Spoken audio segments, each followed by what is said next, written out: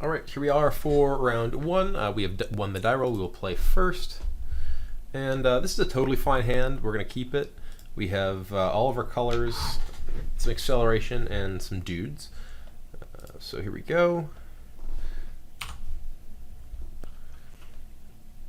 And I'm not really interested in a basic mountain right here. I'd rather find a larger threat or something.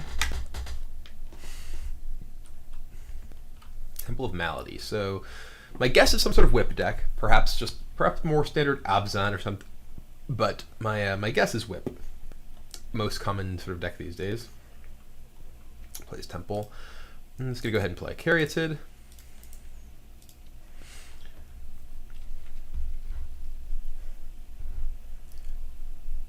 And let's pass the opponent back. Temur Charm. Temur Charm is nice here, not because I have a particularly great way to interact with. Oh, what's he got? 7 Caryatid. Okay. So I want to go ahead and play my Knuckle Blade.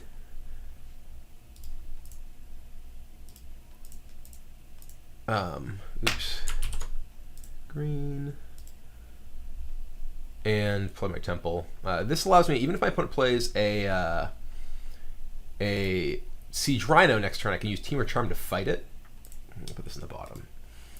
Or I could potentially use Critters Claw to kill it. My inclination would be to use... well, actually, maybe use Critter Claws to fight it, because Temur Charm could prove valuable later. Though I do get an extra damage in.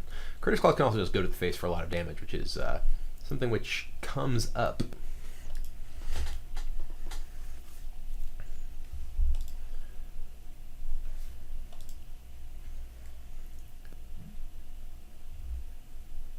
So, still don't know. Could be, all right, well, it could just be green-black. Could be some more unusual type of deck. And I can't see the colors of mana he's making, so I don't know. Utter End. Okay, well, he's a form of Abzan. Well, we will Storm Breath him. That was a fine draw, and we're going to put our opponent on the have a Hero's Downfall or not. This could be Murderous Cut too. The popularity of Murderous Cut certainly has reduced Stormbreath Dragon's stock a little bit. The card's gone sort of up and down in value. Maybe on a downswing right now comparatively to at least some points in its life cycle in the format. There was a period when people would have just Downfall that they could possibly kill it with, and their decks were relatively vulnerable to it. But it looks like, what are we seeing here? Black. Probably? No, Courser. Okay, and there's a Murderous Cut.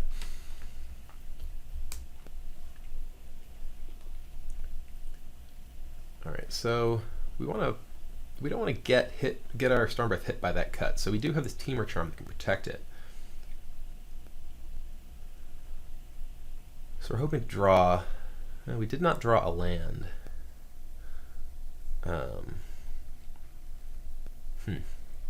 This is an interesting spot because if I hit an untapped land off of Courser, then I can Temur Charm. If I don't, I can attack it, but my opponent can just say go and basically use my next turn on Temur Charm. So I'm tempted to actually just play Courser here and hope to hit an untapped land.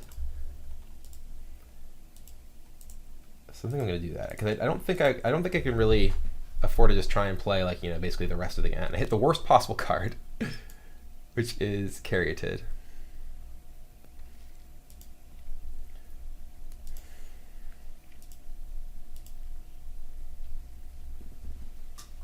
So now, not only will we not be, are we not hitting a land, but we are also not drawing a relevant card next turn.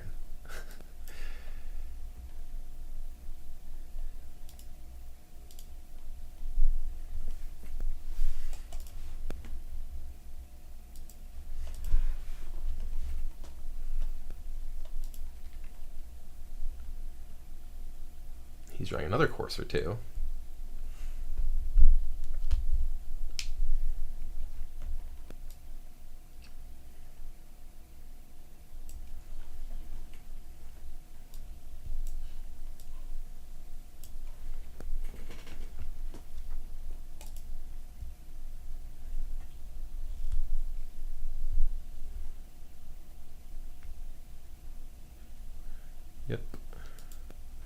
Possible that play was wrong on my part. That I should have just sat on my Temur Charm, but it's hard to not be able to actually develop your board at all. Well, you're not on time, Shivan Reef. I'm gonna go ahead and just play another Courser. Play the Shivan Reef.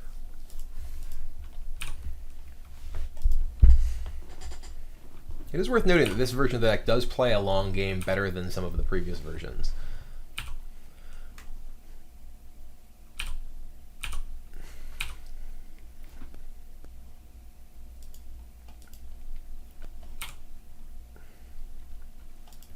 Though my opponent is doing much better with Courser hits than I am. But yeah, I could have... That's certainly one of the big values, the big advantages of a card like Stubborn Denial over Temur Charm for just efficiency in terms of actually allowing you to develop your board and play reactively as well. The idea behind having the Temur Charms in the main deck was to give a little bit more flexibility, to enable the deck to have ways to break through Hornet Queen, as well as ways to sort of deal with Rhino more effectively. But it's possible it should still just be the split of... there's a Rhino for him. Not what I wanted to see. There's 5 cards in hand too. Didn't play a Courser this turn, so he must have something that he's planning on attempting to resolve at least.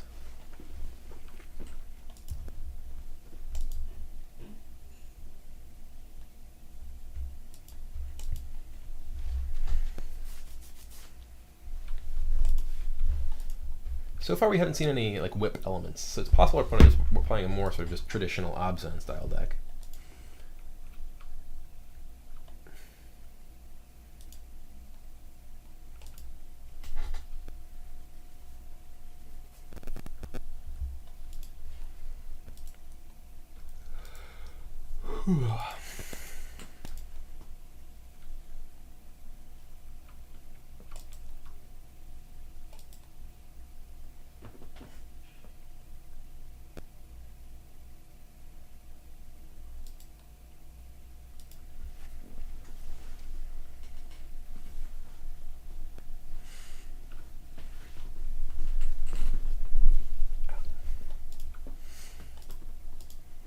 Certainly, it does feel like Sagu Mahler is likely to be great in this kind of matchup. It is vulnerable to like Elspeth, but that's about it.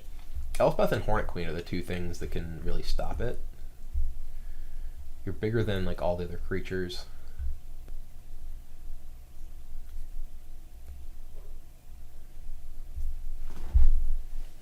It's also like Marduk's kind of on a downswing, which means you're less likely to run into stuff like Crackling Doom. I don't know what's going on here.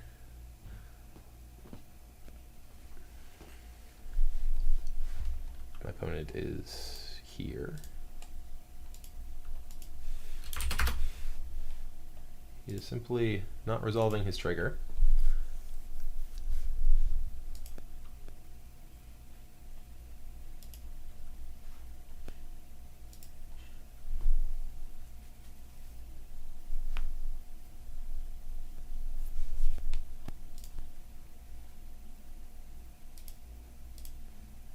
Can't tell if this means my chat went through or not.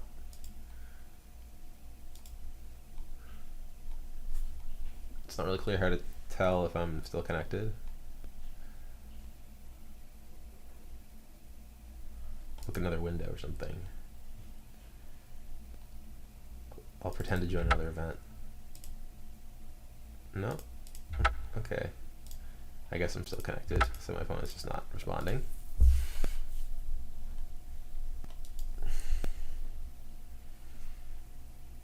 Well, I'm just going to pause this, I think, until he does reply. So we're not just sitting here doing nothing. So hopefully this resolves shortly. All right, well, that was fairly unsatisfying. My opponent is just not here, and we won via default. So, yeah, we're on to the next round without any effort. So, yeah, fun stuff.